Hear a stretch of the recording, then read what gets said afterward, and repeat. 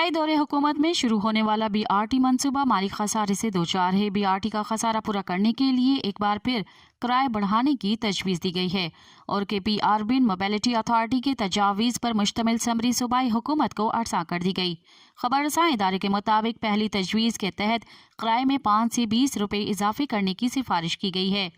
किरायों में इजाफे से सालाना आमदन का तखमीना 1 अरब 36 करोड़ 33 लाख रुपए है, जबकि दूसरी तजवीज़ ये दी गई है कि किराए में 5 से 10 रुपए की इजाफे से सालाना 67 करोड़ 21 लाख रुपए आमदन होगी।